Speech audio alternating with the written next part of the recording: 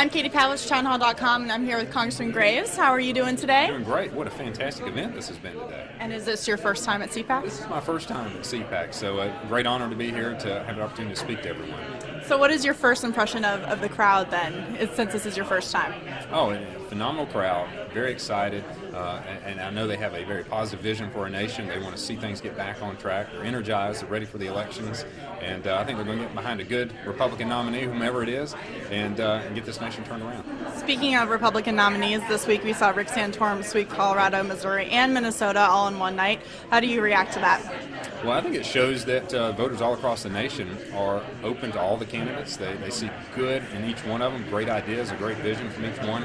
And, as they come into Super Tuesday here soon, it'll be really interesting to see how all the candidates fare all across the nation.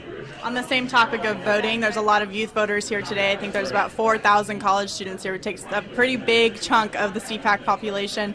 How do you think that we can get young voters enthused about coming out in November, just like they did in 2008 for Barack Obama?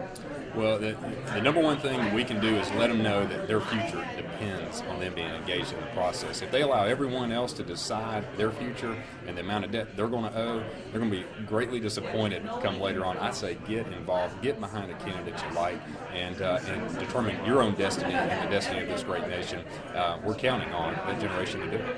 Let's switch gears back to Washington, D.C. for a little while. You know, the House has done really great work throughout the past year, and somehow the Senate keeps blaming you for all the stonewalling and non-progress. We just heard this week from Senate Majority Leader Harry Reid that he has no interest in submitting a budget after over 1,000 days of not having one. After working so hard in the House to present, at least three new ideas to get the debt under control and to submit a budget, how do you react to that? Well, I mean, it's typical Senate. What's fascinating about this is that with President Barack Obama being elected in 2008, the Senate and the House and the majority of Democrats, and they couldn't fix all of this mess then, and now when we just control the House of Representatives, they want to blame us.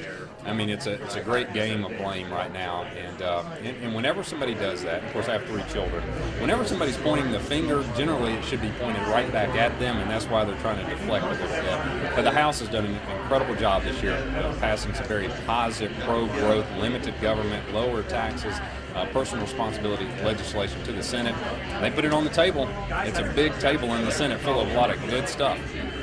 So, just wrapping up here, what is the one thing you're looking forward to the most here at CPAC this weekend? I'm just excited. It energizes me, it encourages me to be here and to see so many great Americans fired up about our nation, fired up about the future, and all the youth here. I mean, it's a great encouragement to me, so it just fires me back up.